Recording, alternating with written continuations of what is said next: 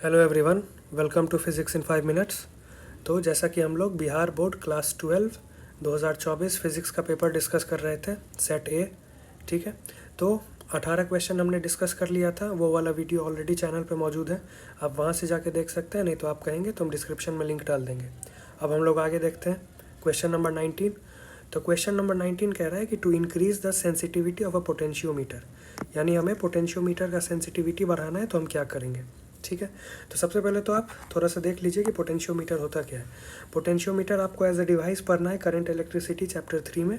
तो पोटेंशियोमीटर का हम यूज़ क्यों करते हैं, क्योंकि मान लीजिए हमारे पास अगर कोई सेल है जिसका ईएमएफ हम नहीं जानते हैं या इंटरनल रेजिस्टेंस हम नहीं जानते हैं, तो पोटेंशियोमीटर की मदद से हम उस सेल का ईएमएफ या इंटरनल रेजिस्टेंस कैलकुलेट कर सकते हैं। अब बात आता है सेंसिटिविटी ऑफ पोटेंशियोमीटर। तो सेंसिटिविटी का एक रिलेशन होता है, ठीक है, वो आप याद रखेंगे।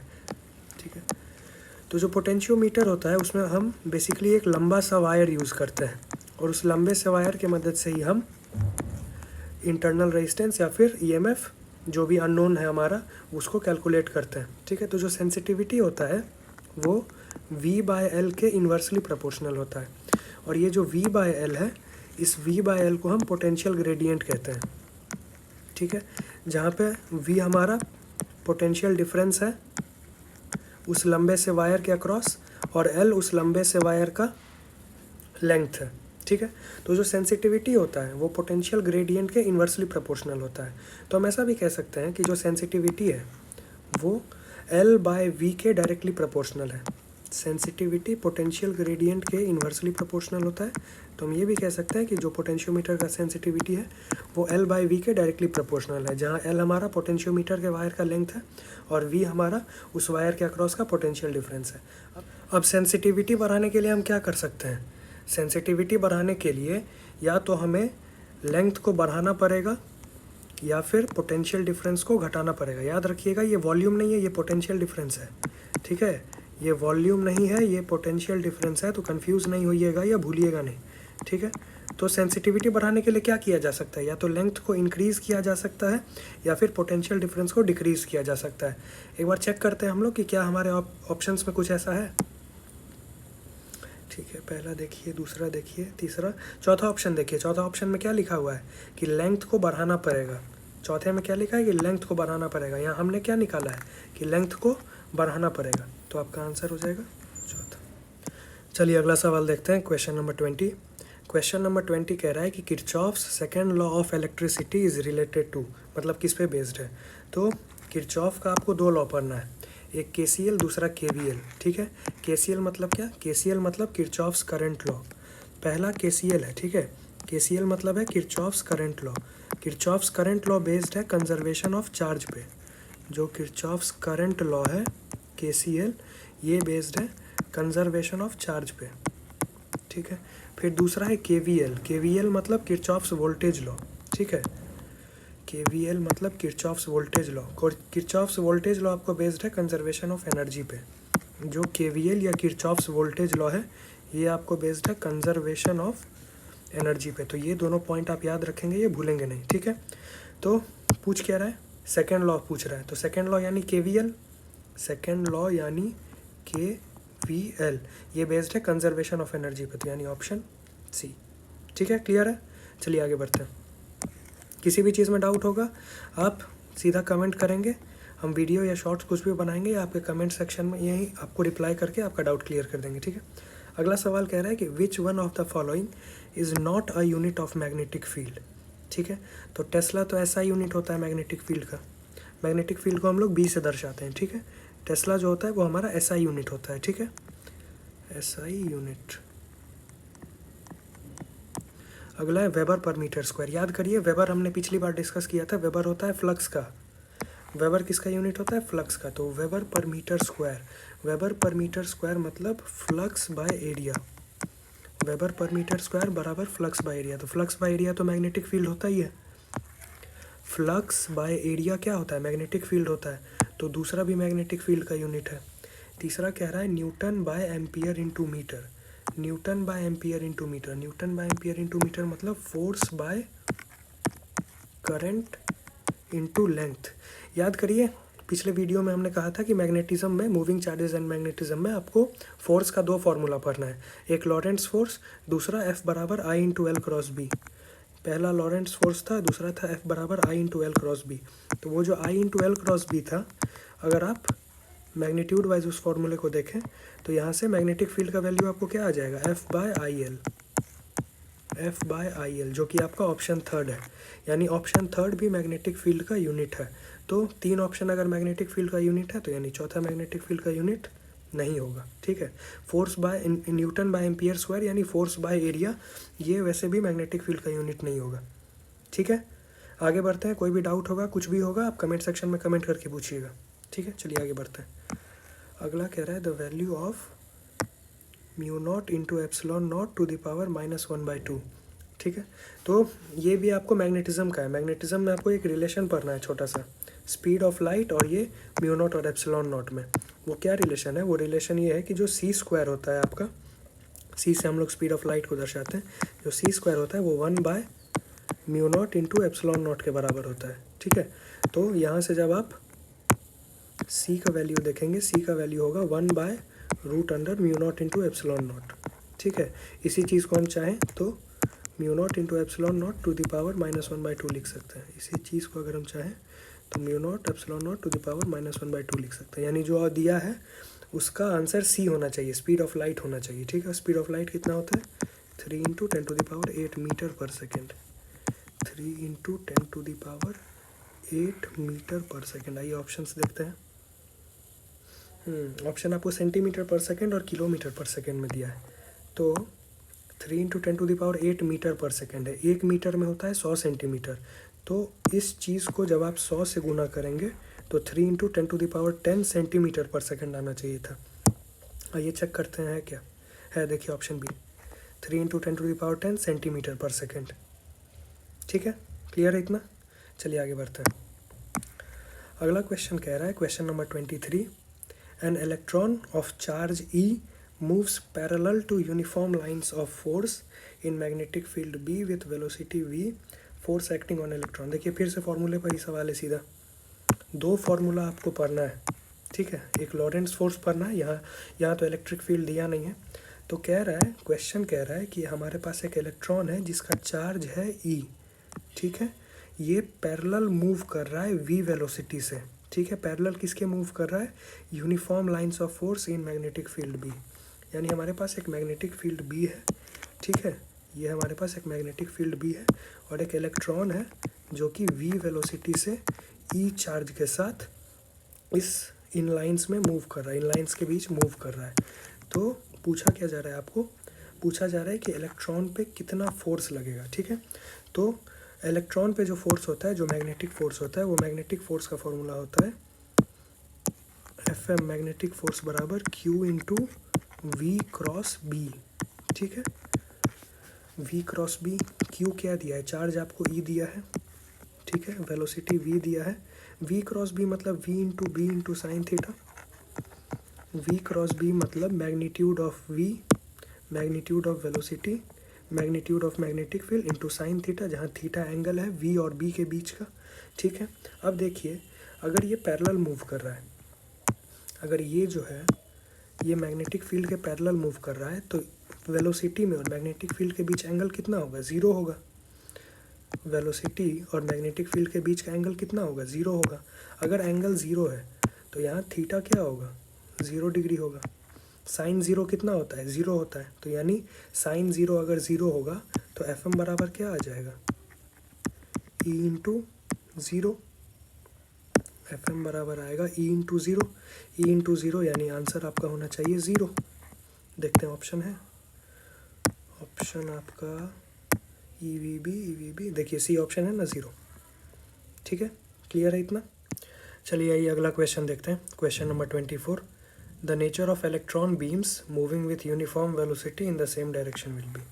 तो यानी आपके पास दो इलेक्ट्रॉन बीम है इस तरह से, ये पहला इलेक्ट्रॉन बीम, ये दूसरा इलेक्ट्रॉन बीम, दोनों किसी एक डायरेक्शन में जा रहे हैं। ठीक है, तो ये आपस में कन्वर्जिंग होंगे, डाइवर्जिंग होंगे, क्या होंगे।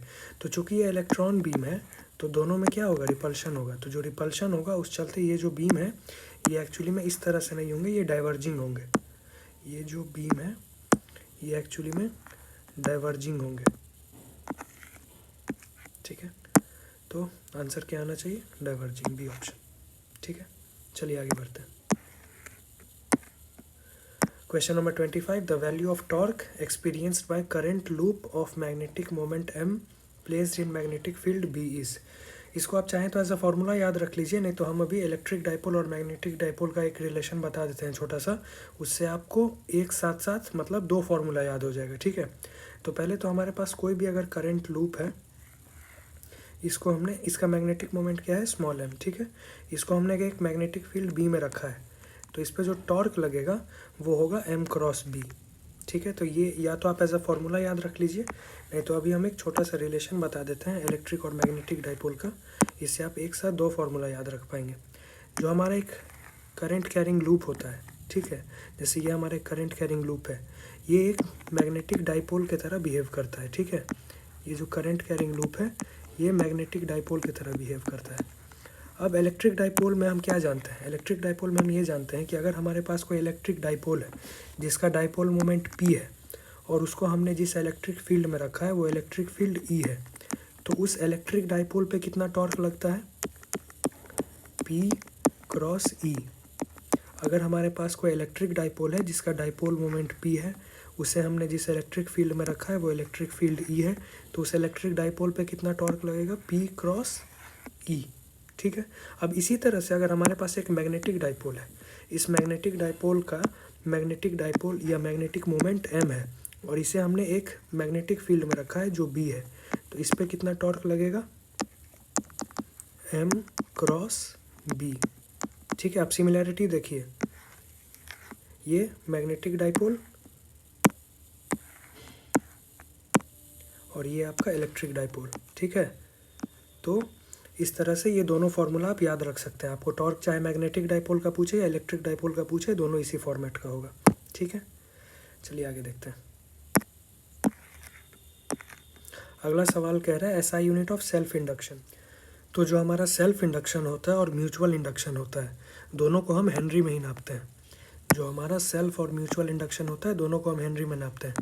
ये जो क्वेश्चन है ये चैप्टर 6 इलेक्ट्रोमैग्नेटिक इंडक्शन का है, वहाँ पे आपको सेल्फ इंडक्शन और म्यूचुअल इंडक्शन पढ़ना है। दोनों तरह के इंडक्शन को हम हेनरी में ही नापते हैं, ठीक है। तो इस क्वेश्चन का आंसर होना चाहिए हेनरी। चलिए अगले सवाल पे आते हैं। अगला सवाल क्वेश्चन नंबर 27 कह रहा है, on oscillating any metallic sphere in the magnetic field it's oscillatory motion is. यानी हमारे पास एक मेटेलिक स्फीयर है। सबसे पहले जैसे आप मेटेलिक स्फीयर सुने, आपके दिमाग में ये आना चाहिए कि मेटेलिक स्फीयर क्या है, यानी कंडक्टर है। हमारे पास मेटेलिक स्फीयर है, मेटल क्या होता है, कंडक्टर होता है, तो मेटेलिक स्फीयर है यानी हमारे पास क्या है, एक कंडक्टर है, ठीक है।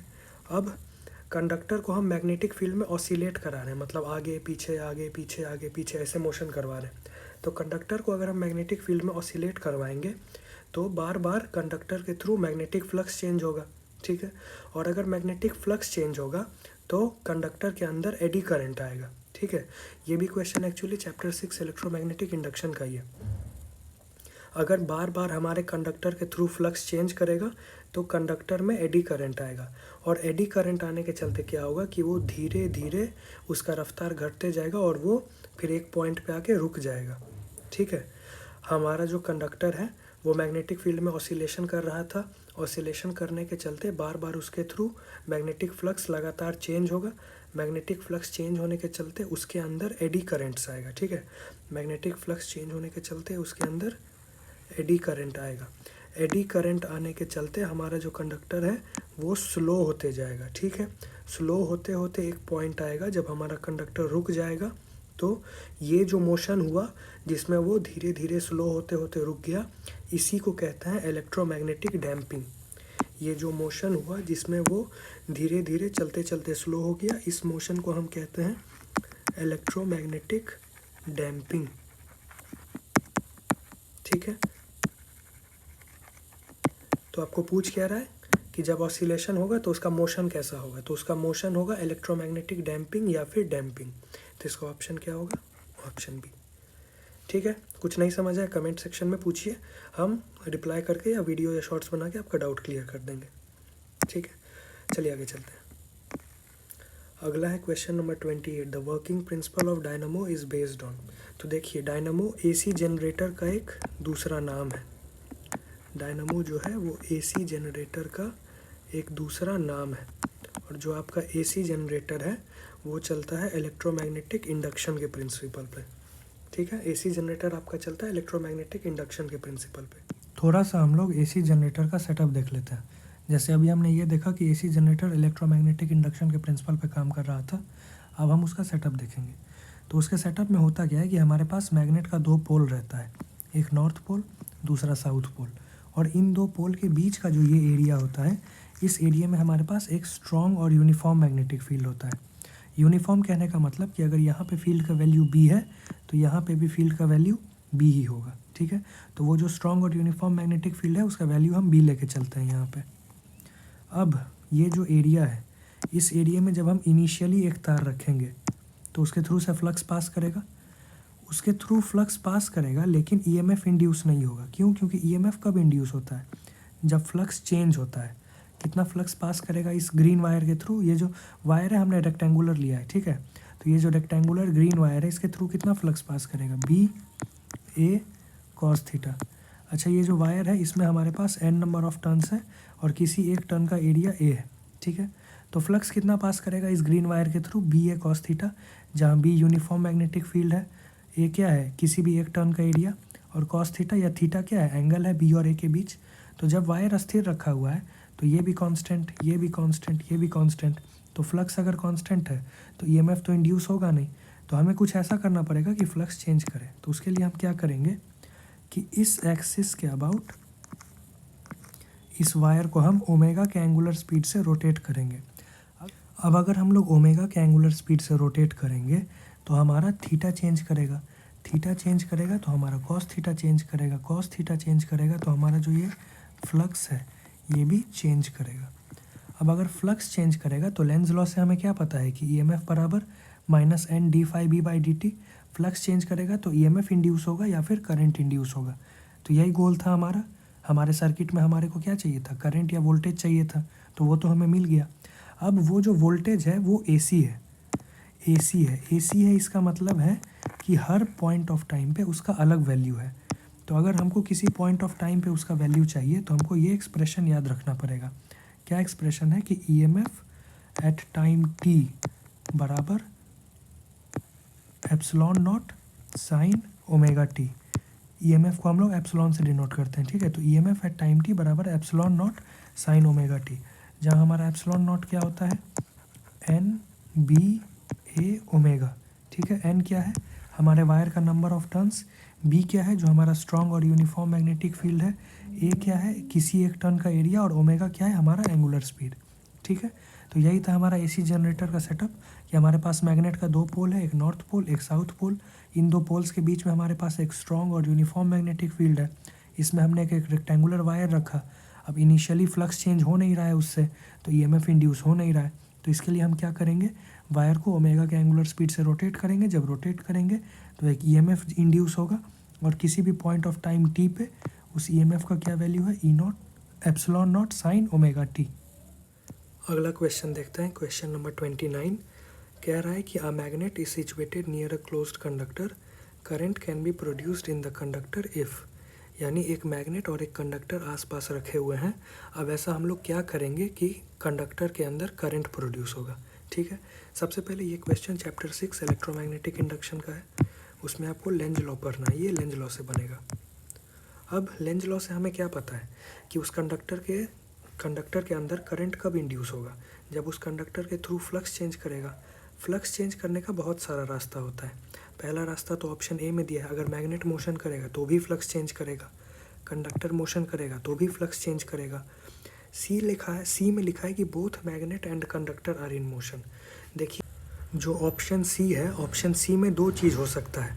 ऑप्शन सी, अगर मैग्नेट और कंडक्टर दोनों मूव करेगा तो रिलेटिव मोशन हो भी सकता है, नहीं भी हो सकता है। अगर रिलेटिव मोशन होगा तो ईएमएफ इंड्यूस होगा या करंट इंड्यूस होगा।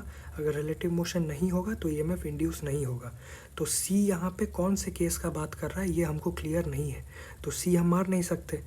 ए और बी हम दोनों मार नहीं सकते। ठीक है, क्योंकि हमको एक ही ऑप्शन चुनना है, तो एक ही ऑप्शन चुनना है, तो डी ऑप्शन कह रहा है कि देयर इज़ रिलेटिव मोशन। तो रिलेटिव मोशन है तो गारंटी है कि फ्लक्स चेंज करेगा और करंट इंड्यूस होगा। अगला क्वेश्चन देखते हैं, क्वेश्चन नंबर 30 कह रहा है the value of current obtained in a moving coil galvanometer is proportional to. सबसे पहले तो ये बात आप जान लीजिए कि गैल्वेनोमीटर जो हम लोग बनाते हैं वो इस तरह से बनाते हैं कि जो करंट हो वो गैल्वेनोमीटर के डिफ्लेक्शन के डायरेक्टली प्रोपोर्शनल हो। जो गैल्वेनोमीटर हम लोग बनाते हैं, गैल्वेनोमीटर हम लोग इस तरह से डिज़ाइन करते हैं कि जो करंट हो वो डिफ्लेक्शन के डायरेक्टली प्रोपोर्शनल हो, ठीक है। बाकी जो इसका एक्सप्रेशन होता है वो ये होता है, फाई बराबर, फाई हुआ डिफ्लेक्शन, फाई को हम लोग इक्विलिब्रियम डिफ्लेक्शन या फिर डिफ्लेक्शन कहते हैं। फाई बराबर होता है दिस इंटू आई, जहाँ ये जो क्वांटिटी आपको दिख रहा है ये क्वांटिटी कांस्टेंट होता है, तो ये अगर कांस्टेंट है तो ये जो फाई है ये डायरेक्टली प्रोपोर्शनल हो गया करंट के, ठीक है। हम मान के चल रहे हैं कि आपको गैल्वेनोमीटर का थ्योरी पता है, नहीं पता होगा कमेंट करिएगा, हम वीडियो बनाएंगे, आपका डाउट क्लियर हो जाएगा, ठीक है। चलिए आगे बढ़ते हैं। अगला क्वेश्चन कह रहा है कि a galvanometer is converted into ammeter by adding. Ammeter क्या होता है? एमीटर एक डिवाइस होता है जिससे हम करंट को नापते हैं। एमीटर एक डिवाइस होता है जिससे हम करंट को नापते हैं। वोल्ट मीटर क्या होता है? वोल्ट मीटर एक ऐसा डिवाइस होता है जिससे हम वोल्टेज को नापते हैं। तो ये जो छोटा सा फैक्ट है ये आप याद कर लीजिए। जब हम गैल्वेनोमीटर को एमीटर में कन्वर्ट करते हैं तो हम लो रेजिस्टेंस को गैल्वेनोमीटर के साथ पैरेलल में लगाते हैं, ठीक है। जब हम गैल्वेनोमीटर को एमीटर में कन्वर्ट करते हैं तो एक लो रेजिस्टेंस को गैल्वेनोमीटर के साथ पैरेलल में लगाते हैं, ठीक है। वही जब हम गैल्वेनोमीटर को वोल्ट मीटर में कन्वर्ट करते हैं तो हम एक हाई रेजिस्टेंस को गैल्वेनोमीटर के साथ सीरीज़ में लगाते हैं, ठीक है। हम मान के चल रहे हैं कि आपको गैल्वेनोमीटर का थ्योरी क्लियर है। अगर आपको थ्योरी क्लियर नहीं होगा आप कमेंट करिएगा, हम या तो कमेंट सेक्शन में, नहीं तो फिर वीडियो या शॉर्ट्स बना के आपका डाउट क्लियर कर देंगे। अब आते हैं अपने सवाल पे वापस। हमारे सवाल में क्या दिया हुआ था कि a galvanometer is converted into ammeter by adding. तो अभी हमने क्या देखा कि लो रेजिस्टेंस इन पैरेलल, ठीक है। अब ये जो लो रेजिस्टेंस होता है इसका एक नाम होता है, इसको हम शंट रेजिस्टेंस बोलते हैं। क्या बोलते हैं? शंट रेजिस्टर या शंट बोलते हैं, ठीक है।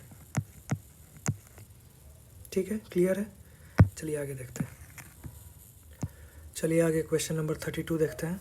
अच्छा, पिछला जो 3 क्वेश्चन था 29, 30, 31 वो हम चाहते तो और बेसिक लेवल पे एक्सप्लेन कर सकते थे, लेकिन हम नहीं किए हैं। अज्यूम कर रहे थे कि आपको उतना आता है, डाउट होगा तो पूछिएगा, ठीक है। 32 कह रहा है कि the magnetic field produced at the centre of current carrying circular coil is. तो ऑप्शन देख के पता चल रहा है कि एक करंट कैरिंग सर्कुलर कॉइल है हमारे पास, ठीक है। इस करंट कैरिंग सर्कुलर कॉइल के सेंटर पे जो मैग्नेटिक फील्ड है हमको उसका डायरेक्शन बताना है कि कॉइल के प्लेन पे है, परपेंडिकुलर है, 45 डिग्री है या 180 डिग्री है, ठीक है। ये क्वेश्चन है chapter 4 moving charge and magnetism का है। उसमें आपको एक लॉ पढ़ना है, बायोट-सैवर्ट लॉ। उसमें एक लॉ पढ़ना है, बायोट-सैवर्ट लॉ। ये क्वेश्चन आपका बायोट-सैवर्ट लॉ से बनेगा। कैसे बनेगा आइए देखते हैं। तो जैसा कि आपको यहाँ पे दिख रहा होगा कि ये हमारे पास एक करंट कैरिंग कॉइल है, ठीक है। इस कॉइल में आई करंट जा रहा है, ठीक है। I current anti clockwise flow कर रहा है। तो एक हमारे पास करंट कैरिंग सर्कुलर कॉइल है, ठीक है। हमको इसके सेंटर पे मैग्नेटिक फील्ड बताना है। इसके सेंटर को हम सी से दर्शा रहे हैं। इसका सेंटर आपको रेड डॉट में दिख रहा होगा, ठीक है। तो बायोट-सैवर्ट लॉ क्या कहता है कि मान लीजिए हमारे पास एक छोटा सा लेंथ एलिमेंट है। इस लेंथ एलिमेंट से जाने वाला करंट क्या है? आई। तो इस लेंथ एलिमेंट के चलते इस सेंटर पे जो मैग्नेटिक फील्ड प्रोड्यूस होगा उस छोटे से मैग्नेटिक फील्ड को हम डीबी बोल सकते हैं, और उस डीबी का वैल्यू होगा μ0/4 इंटू उस लेंथ एलिमेंट से जाने वाला करंट। इस लेंथ एलिमेंट से कितना करंट जा रहा था? I. μ0/4 into I into DL cross R cap by R square, जहाँ आर क्या है? उस लेंथ एलिमेंट और पॉइंट के बीच का डिस्टेंस। कौन सा पॉइंट? जिस पॉइंट पे अपने को मैग्नेटिक फील्ड चाहिए। लेंथ एलिमेंट और पॉइंट, जिस पॉइंट पे अपने को मैग्नेटिक फील्ड चाहिए उसका डिस्टेंस क्या है? आर। तो डी एल को हम एज अ वेक्टर लिखते हैं। डी एल का डायरेक्शन देखिए आप किस तरह से ड्रॉ हुआ है। हमको डी एल के चलते सी पॉइंट पे मैग्नेटिक फील्ड चाहिए था, तो देखिए हमने R1 वेक्टर कैसे ड्रॉ किया है, ठीक है। और आपको आपकी स्क्रीन के लेफ्ट साइड में यहाँ दिख रहा होगा कि हम आई कैप कैसे ले रहे हैं, माइनस आई कैप कैसे ले रहे हैं, जे कैप कैसे ले रहे हैं, माइनस जे कैप कैसे ले रहे हैं।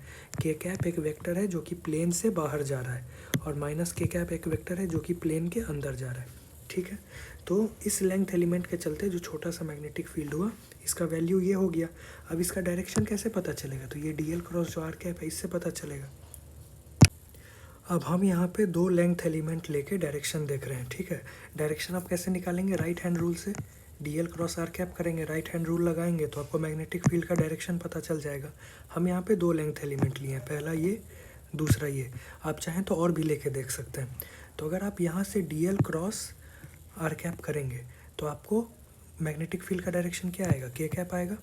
अगर आप यहाँ से भी D L cross R cap करेंगे और राइट हैंड रूल लगा के करेंगे तो आपको मैग्नेटिक फील्ड का डायरेक्शन क्या आएगा, फिर से के कैप आएगा। हम दो लेंथ एलिमेंट लिए हैं, आप चाहें तो और भी लेके देख सकते हैं।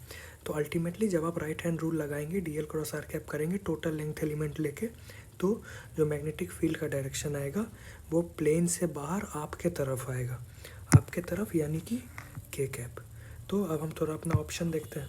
अच्छा, अगर आपको टोटल मैग्नेटिक फील्ड का मैग्नीट्यूड निकालना होगा तो यही क्वांटिटी को आप इंटीग्रेट कर देंगे। ये जो आपको क्वांटिटी दिख रहा है इसको आप इंटीग्रेट कर देंगे, ठीक है। अब थोड़ा हम ऑप्शन देखते हैं। तो ऑप्शन में क्या दिया हुआ है, on the plane of the coil perpendicular to the plane of the coil. 45 और 180 तो ऐसे ही नहीं होगा, ठीक है। On the plane of the coil मतलब कॉइल के प्लेन में, कॉइल के प्लेन में भी नहीं होगा, ठीक है। Perpendicular to the plane of the coil.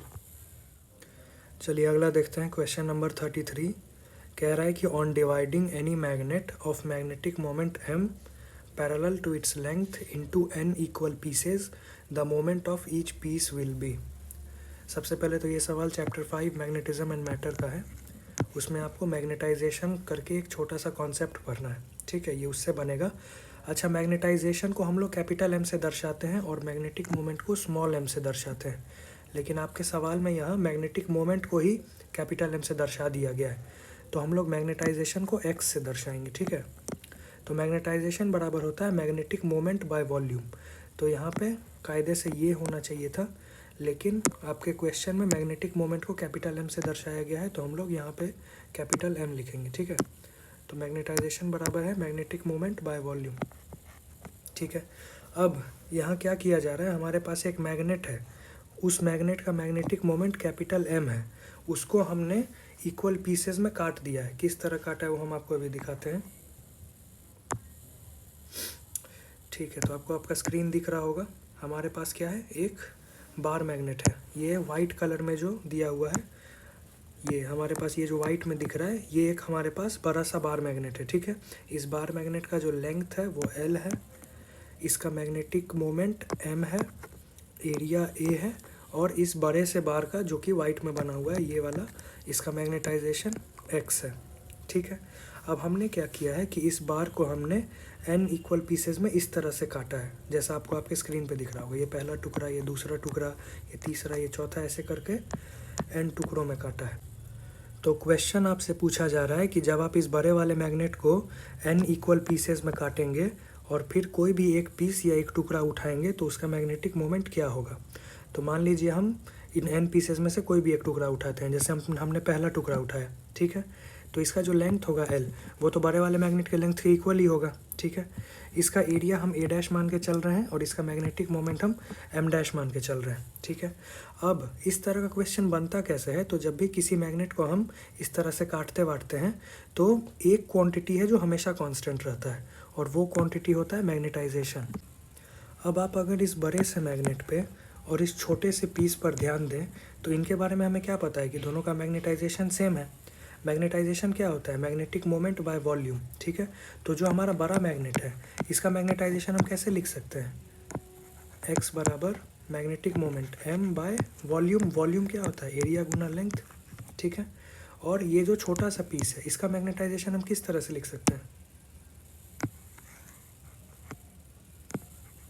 x बराबर m बाय a डैश गुना L, M dash by A dash गुना एल। अब दोनों का मैग्नेटाइजेशन तो सेम है, यानी कि M by A into L बराबर M dash by A dash into L. तो यानी m बाय ए बराबर m dash by A dash, m by A बराबर m dash by A dash. अब क्या हमारे पास a और a डैश में कोई रिलेशन है? तो आप अगर थोड़ा ध्यान देंगे तो मान लीजिए हमारे पास ये एक मैग्नेट है, इसका एरिया है 6 मीटर स्क्वायर। इसे हमने 3 इक्वल भाग में काटा, 1 2 3। तो किसी एक भाग का एरिया कितना होगा? 2 मीटर स्क्वायर, हाँ कि ना? अगर हमारे पास एक मैग्नेट है 6 मीटर स्क्वायर एरिया का, उसका हमने 3 इक्वल भाग में काटा, तो किसी एक भाग का एरिया क्या होगा? 2 मीटर स्क्वायर। तो इसी तरह से अगर हमारे पास एक मैग्नेट है जिस टोटल मैग्नेट का एरिया ए है, उसे हमने n इक्वल भाग में काटा, तो एक भाग का एरिया क्या हो जाएगा? a बाय n, ठीक है। तो यानी जो a डैश है वो हमारा a बाय n के इक्वल है। अब a डैश अगर a बाय n के इक्वल है तो क्या हम ऐसा लिख सकते हैं कि m बाय ए बराबर m dash by A by n। a से a कैंसिल हुआ, तो यहाँ से जब आपका m डैश आएगा, m डैश आएगा m बाय n, ठीक है। m डैश क्या था? m डैश ये हमारा एक पीस का मैग्नेटिक मोमेंट था। जैसे ये जो हमारा सिंगल पीस है, इसका मैग्नेटिक मोमेंट क्या है? m डैश है, जो अभी हमने निकाला m बाय n।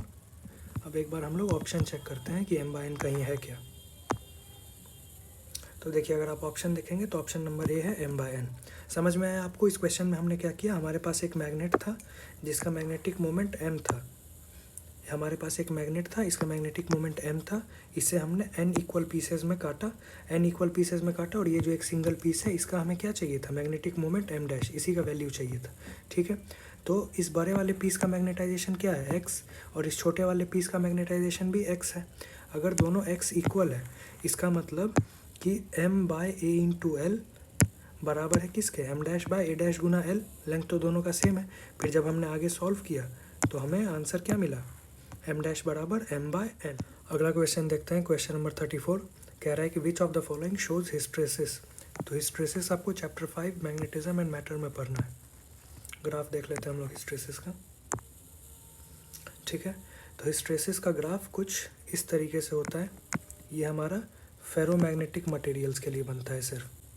तो ये जो ग्राफ है हमारा, ये B वर्सेस H का ग्राफ है, जहाँ पे x एक्सिस पे हमारे पास H है, H को हम लोग कहेंगे मैग्नेटिक इंटेंसिटी, और y एक्सिस पे हमारे पास B है, B को हम लोग कहेंगे मैग्नेटिक फील्ड। और ये जो ग्राफ है ये सिर्फ फेरोमैग्नेटिक मटेरियल्स के लिए बनता है। देखते हैं हमारा ऑप्शन। तो देखिए, ऑप्शन नंबर बी क्या है? फेरोमैग्नेटिक मटेरियल्स, तो इसका आंसर होगा ऑप्शन बी। अगला क्वेश्चन देखते हैं, क्वेश्चन नंबर 35।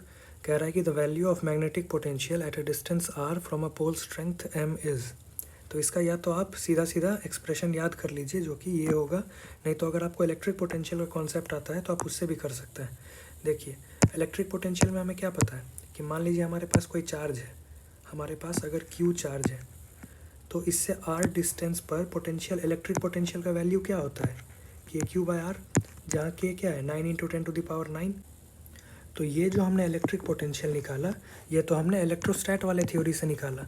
अब यही सेम चीज़ अगर हमें मैग्नेटाइज, तो हमें क्या करना पड़ेगा कि ये जो चार्ज Q है इसको हम पोल स्ट्रेंथ M से रिप्लेस करेंगे, और ये जो K है इसको हम μ0/4π से रिप्लेस करेंगे, और ये जो R है उसको हम सेम छोड़ देंगे। तो अगर हम R को सेम छोड़ दें, Q को M से रिप्लेस करें, तो एक्सप्रेशन कैसा बन जाएगा? μ0/4π गुना M/R।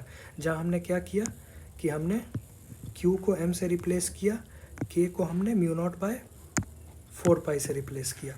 तो ये हमारा जो एक्सप्रेशन निकल के आया μ0/4π गुना M/R, यही है हमारा मैग्नेटिक पोटेंशियल। ये जो हमारा μ0/4π M/R आया, यही है हमारा magnetic potential at a distance R। ऐसा और भी क्वेश्चन एग्जाम में आ सकता है, तो उसके लिए आप क्या करेंगे, आप ये एक टेबल ध्यान रख लेंगे। ये जो डाइपोल एनालॉगी वाला टेबल है, ये जो टेबल आपको आपके स्क्रीन पे दिख रहा है ये आपको चैप्टर 5 मैग्नेटिज्म एंड मैटर में मिलेगा, ये आप देख लेंगे। ये आपको क्या बता रहा है कि कुछ कुछ जगह ऐसा है जहाँ पे आप इलेक्ट्रोस्टैट अगर जानते हैं तो आप मैग्नेटिज्म का फॉर्मूला तुरंत निकाल सकते हैं। कैसे निकालेंगे? तो 1/ε0 को आप μ0 से रिप्लेस कर सकते हैं, ठीक है। फिर जिस तरह से डाइपोल मोमेंट इलेक्ट्रोस्टैट में P होता है उसी तरह मैग्नेटिज्म में M होता है। इस टेबल के ऊपर एक और सेक्शन है द इलेक्ट्रोस्टैटिक एनालॉग, आप उसको भी देख लेंगे और उसका एक दो क्वेश्चन भी देख लेंगे। अगर दिक्कत होगी तो आप कमेंट करेंगे, हम वीडियो वगैरह या शॉर्ट्स बना के आपका डाउट क्लियर कर देंगे। अभी तक हम लोग जितना क्वेश्चन डिस्कस किए हैं हम चाहते तो और बेसिक लेवल से बता सकते थे। तो अगर आपको डाउट होगा आप पूछिएगा, क्योंकि एग्ज़ाम पास है तो आप कोई भी चीज़ या कोई भी डाउट लेकर एग्ज़ाम में मत जाइएगा, सारा डाउट क्लियर करके जाइएगा। अगला क्वेश्चन देखते हैं, क्वेश्चन नंबर 36 कह रहा है कि what is produced by induction coil. तो आप एक चीज़ याद रखिएगा कि जो हमारा इंडक्शन कॉइल होता है उसका वर्किंग स्टेप अप ट्रांसफार्मर से मिलता जुलता है। अब जो स्टेप अप ट्रांसफार्मर होता है वो क्या क्रिएट करता है या वो क्या प्रोड्यूस करता है? हाई वोल्टेज प्रोड्यूस करता है। तो जो इंडक्शन कॉइल है वो भी हमारा हाई वोल्टेज प्रोड्यूस करेगा, ठीक है। इंडक्शन कॉइल और स्टेप अप ट्रांसफार्मर दोनों अलग अलग चीज़ हैं, लेकिन दोनों का वर्किंग मिलता जुलता है। हमारे पास स्टेप अप ट्रांसफार्मर में एक प्राइमरी कॉइल होता है और एक सेकेंडरी कॉइल होता है। इंडक्शन कॉइल में भी हमारे पास एक प्राइमरी कॉइल होता है और एक सेकेंडरी कॉइल होता है, ठीक है। दोनों का वर्किंग मिलता जुलता है, लेकिन दोनों सेम चीज़ नहीं है। जो हमारा ये होता है स्टेप अप ट्रांसफार्मर वो AC पे चलता है, लेकिन इंडक्शन कॉइल में DC प्लस इंटरप्टर होता है, इंटरप्टर, ठीक है। अगला क्वेश्चन देखते हैं, क्वेश्चन नंबर 37 पूछा जा रहा है कि the energy density of magnetic field B is. तो फिर वही चीज़ है कि या तो आप एक्सप्रेशन याद कर लीजिए या फिर अगर आपको इलेक्ट्रोस्टैट का थोड़ा नॉलेज है तो आप वहाँ से भी निकाल सकते हैं। जैसे जो हमारे पास इलेक्ट्रिक फील्ड होता है, इलेक्ट्रिक फील्ड का एनर्जी डेंसिटी क्या होता है? 1/2ε0 E²। अब थोड़ी देर पहले हमने एक टेबल देखा था एनालॉगी वाला, अगर वो आपको याद है तो हमने क्या कहा था कि वहाँ से आप मैग्नेटिज्म का फॉर्मूला निकाल सकते हैं। कैसे निकालेंगे? तो ε0 को आप 1/μ0 से रिप्लेस करिए, 1/2 तो वैसा का वैसा ही रह जाएगा, और इलेक्ट्रिक फील्ड को आप मैग्नेटिक फील्ड से रिप्लेस करिए। तो ये एक्सप्रेशन क्या आ गया? B²/2μ0, यानी ऑप्शन ए। अगला क्वेश्चन देखते हैं, क्वेश्चन नंबर 38 कह रहा है कि what value of alternating current is measured by hot wire ammeter. तो जो हॉट वायर एमीटर होता है उसमें हमारे पास एक वायर होता है जिसके थ्रू जब करंट जाता है तो वो हीट करके एक्सपैंड करता है। तो ये जो डिवाइस है हॉट वायर एमीटर, इससे हम करंट का मैग्नीट्यूड बता सकते हैं, ठीक है। करंट का मैग्नीट्यूड बता सकते हैं, तो यानी AC में हम क्या बता पाएंगे? RMS वैल्यू बता पाएंगे, और DC करंट जो पास कर रहा होगा उसका मैग्नीट्यूड बता पाएंगे। तो जो हॉट वायर एमीटर होता है उससे हम AC का RMS वैल्यू बता सकते हैं और DC का मैग्नीट्यूड बता सकते हैं। तो आइए अब अपना ऑप्शन देखते हैं। तो हमारा जो ऑप्शन दिया है उसमें क्या कह रहा है कि what value of alternating current, तो क्या होना चाहिए? RMS वैल्यू यानी रूट मीन स्क्वायर वैल्यू, ठीक है। क्लियर है? चलिए आगे बढ़ते हैं क्वेश्चन नंबर 39 की ओर। क्वेश्चन नंबर 39 कह रहा है कि if magnetic field B is perpendicular to surface area vector DS then the magnetic flux on DS area will be. तो मैग्नेटिक फील्ड B और सरफेस एरिया वेक्टर के बीच में एंगल क्या है? 90 डिग्री परपेंडिकुलर है। फ्लक्स हमारा क्या होना चाहिए? 0, ठीक है। क्लियर है? आइए अगला सवाल देखते हैं। अगला सवाल कह रहा है कि यूनिट ऑफ रिएक्टेंस इज़। तो रिएक्टेंस, रेजिस्टेंस या इम्पीडेंस सबका यूनिट हमारा ओम होता है, ठीक है। क्लियर है? चलिए आगे देखते हैं। Question number 41। क्वेश्चन नंबर 41 कह रहा है कि mean value of alternating current in a full cycle is. तो करंट को हम जनरली साइन से दर्शाते हैं, चाहे तो कॉस से भी दर्शा सकते हैं, ठीक है। तो इसका जब आप मीन वैल्यू निकालेंगे एक फुल साइकिल पे, जैसे ये अगर एक फुल साइकिल है तो इस साइकिल में जितना आपके पास पॉजिटिव वैल्यू है उतना ही आपके पास नेगेटिव वैल्यू है, ठीक है। तो जब आप मीन निकालेंगे तो आपको 0 मिलेगा, ठीक है। अगर AC करंट को आप साइन चाहे कॉस किसी से भी दर्शा सकते हो, अगर हम लोग साइन से दर्शाएं तो उसमें क्या होगा कि आप एक फुल साइकिल मतलब A से लेके B तक आप जब इसका मीन वैल्यू निकालोगे तो सम होगा वो 0 हो जाएगा, तो यानी एवरेज वैल्यू उससे हमारा क्या आ जाएगा? 0 आ जाएगा, ठीक है। अगला क्वेश्चन देखते हैं, क्वेश्चन नंबर 42 कह रहा है कि if the phase difference between alternating current and EMF is y then the value of power factor is. थोड़ा सा हम लोग थ्योरी देख लेते हैं। तो जनरली AC में हम लोग वोल्टेज को V M sine omega T से रिप्रेजेंट करते हैं और करंट को I M sine omega T plus phi से रिप्रेजेंट करते हैं। तो अगर हम इस तरह से रिप्रेजेंट करेंगे तो फिर ये जो हमारा फाई है ये हमारा फेज़ डिफरेंस बन जाएगा, ठीक है। अब अगर ये फाई हमारा फेज़ डिफरेंस है तो हमारे पास एक इम्पीडेंस ट्रायंगल आता है, ठीक है। इस इम्पीडेंस ट्रायंगल में जो ये एंगल है ये एंगल फाई के बराबर है, ठीक है। ये वाला जो लेंथ है ये एक्स सी माइनस एक्सएल है, ये आर है, ये जेड है। जेड हमारा होता है इम्पीडेंस, ठीक है। अब पावर फैक्टर क्या होता है, तो कॉस फाई को हम लोग पावर फैक्टर कहते हैं। तो ये जो इम्पीडेंस ट्रायंगल है यहाँ से कॉस फाई क्या आ जाएगा, बेस बाय हाइपोटेनस यानी आर बाय जेड। ये जो कॉस फाई है इस कॉस फाई का ही नाम पावर फैक्टर है, ठीक है। तो पावर फैक्टर का एक वैल्यू आर बाय जेड भी होगा। अब इम्पीडेंस जो जेड होता है, जेड का भी एक एक्सप्रेशन होता है, जेड बराबर under root R square plus X C minus XL का होल स्क्वायर, ठीक है। तो ये कुछ थ्योरी है जो आप ध्यान में रख लेंगे। जैसे एसी में जनरली वोल्टेज को V M sine omega T से दर्शाया जाता है, करंट को I M sine omega T plus phi, जहाँ वी एम और आई एम वोल्टेज और करंट का मैक्सिमम वैल्यू है। अब जब ऐसे दर्शाया जाएगा तो फाई हमारा क्या हो जाएगा, फेज़ डिफरेंस हो जाएगा। अगर फेज़ डिफरेंस होगा तो हमारे पास एक ट्रायंगल आएगा, इम्पीडेंस ट्रायंगल। इस इम्पीडेंस ट्रायंगल में जो ये जो कॉस फाई है, इसी कॉस फाई को हम पावर फैक्टर बोलते हैं, ठीक है। तो पावर फैक्टर का एक वैल्यू आर बाय जेड भी होगा। जेड क्या है, इम्पीडेंस। एक्स सी क्या है, कैपेसिटिव रिएक्टेंस, और एक्सएल क्या है, इंडक्टिव रिएक्टेंस, ठीक है। एक्स सी बराबर होता है 1 बाय ओमेगा सी और एक्सएल बराबर होता है ओमेगा एल, ठीक है, जहाँ ओमेगा आपका एंगुलर फ्रीक्वेंसी है, ठीक है। और इम्पीडेंस का वैल्यू क्या होगा, जेड बराबर under root R square plus X C minus XL का होल स्क्वायर। आते हैं अपने सवाल की ओर। सवाल में पूछा गया पावर फैक्टर, तो पावर फैक्टर का वैल्यू कॉस वाई, ठीक है। आइए अगला क्वेश्चन देखते हैं। अगला क्वेश्चन कह रहा है in AC circuit power is lost in only. तो ये फैक्ट आप याद रख लेंगे। अगर हमारे पास एक एसी सर्किट है तो पावर सिर्फ रेजिस्टर के अक्रॉस लॉस होता है, इंडक्टर और कैपेसिटर के अक्रॉस पावर लॉस नहीं होता है, ठीक है। इंडक्टर अपने मैग्नेटिक फील्ड में थोड़ा समय के लिए एनर्जी स्टोर करता है, फिर उसको वापस छोड़ देता है। कैपेसिटर अपने इलेक्ट्रिक फील्ड में एनर्जी स्टोर करता है, फिर उसको वापस छोड़ कर देता है। लॉस नहीं होता है इंडक्टेंस और कैपेसिटेंस के अक्रॉस, लॉस सिर्फ रेजिस्टेंस के अक्रॉस होता है। चलिए अगला क्वेश्चन देखते हैं। क्वेश्चन नंबर 44 कह रहा है कि an alternating electric current is represented by equation I बराबर 0.6 sine 100 pi T the frequency of alternating current is. तो अभी हमने क्या देखा था कि अगर हमारे पास एक एसी है उसमें हम जनरली करंट को किस तरह से रिप्रेजेंट करते हैं, आई बराबर I M sine omega T plus phi. अब यहाँ अगर हम फाई को ज़ीरो अज्यूम कर लें तो करंट बराबर हम लिख सकते हैं आई M sine omega T.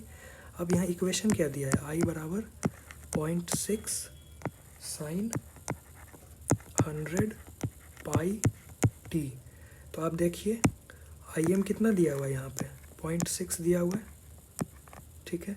T तो सेम ही है, तो यानी ओमेगा का वैल्यू कितना दिया हुआ है 100 पाई। अब ओमेगा होता है एंगुलर फ्रीक्वेंसी, यहाँ आपको एंगुलर नहीं सिर्फ फ्रीक्वेंसी मांगा है। तो ओमेगा का एक फॉर्मूला होता है, या ओमेगा बराबर 2 पाई एफ, ठीक है। तो अगर आप यहाँ पे 2 पाई एफ डालेंगे तो क्या आ जाएगा, 2 पाई एफ बराबर 100 पाई।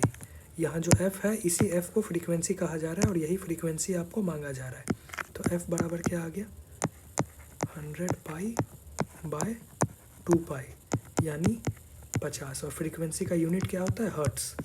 तो इस क्वेश्चन का आंसर होना चाहिए कि f बराबर 50 हर्ट्स। देखते हैं ऐसा कोई ऑप्शन है अपने पास।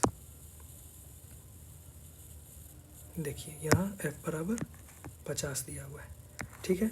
तो क्या किया यहाँ पे हमने, हम लोगों को पता है कि इन जनरली करंट को इस तरह से रिप्रेजेंट किया जाता है, आई बराबर I M sine omega T plus phi. अगर हम फाई को ज़ीरो अज्यूम कर लें तो ये क्या हो जाएगा, आई बराबर I M sine omega T. अब यहाँ पे हमें आई दिया क्या हुआ है, आई बराबर 0.6 साइन 100 पाई टी। तो आई एम हमारा क्या हो गया 0.6 हो गया। अब ओमेगा टी बराबर क्या हो गया 100 पाई टी, टी तो सेम ही है ना, तो ओमेगा बराबर 100 पाई। अब ओमेगा बराबर हम क्या जानते हैं 2 पाई एफ। ओमेगा को एंगुलर फ्रीक्वेंसी कहा जाता है और एफ को सिर्फ फ्रीक्वेंसी कहा जाता है, ये अंतर है, कंफ्यूज नहीं करिएगा। ओमेगा को एंगुलर फ्रीक्वेंसी कहा जा रहा है, एफ को सिर्फ फ्रीक्वेंसी कहा जा रहा है। तो ओमेगा बराबर 2πf बराबर 100 पाई, तो f बराबर 100 पाई बाई 2π यानी 50 हर्ट्ज़। तो इस क्वेश्चन का आंसर होना चाहिए 50 हर्ट्ज़। ठीक है, क्लियर है। चलिए आगे देखते हैं। अगला क्वेश्चन देखते हैं। क्वेश्चन नंबर 45 कह रहा है कि current used in electroplating is. तो इलेक्ट्रोप्लेटिंग में सबसे पहले तो हमें जो करंट चाहिए होता है वो एक ही डायरेक्शन में चाहिए होता है, तो ये फिर हमारा डीसी होना चाहिए। इलेक्ट्रोप्लेटिंग में जो हमें करंट चाहिए होता है वो एक ही डायरेक्शन में चाहिए होता है, तो आंसर हमारा डीसी होना चाहिए। इलेक्ट्रोप्लेटिंग होता क्या है, तो हमारे पास एक सॉल्यूशन होता है जिसमें मेटल के आयन्स होते हैं। एक सॉल्यूशन में हमारे पास मेटल आयन होता है और इस मेटल आयन को हमें किसी सॉलिड सरफेस या मेटल पे डिपॉजिट करना होता है। ठीक है, तो उसके लिए हमें सिर्फ एक डायरेक्शन में करंट चाहिए, दोनों डायरेक्शन में करंट नहीं चाहिए। तो इसका आंसर होना चाहिए ए डी सी। जितना क्वेश्चन हम बताए हैं हम चाहें तो और एक्सप्लेन कर सकते हैं। कोई डाउट होगा तो कमेंट करिएगा, या तो कमेंट में बताएंगे, नहीं तो वीडियो या शॉर्ट्स बना के डाउट क्लियर कर देंगे।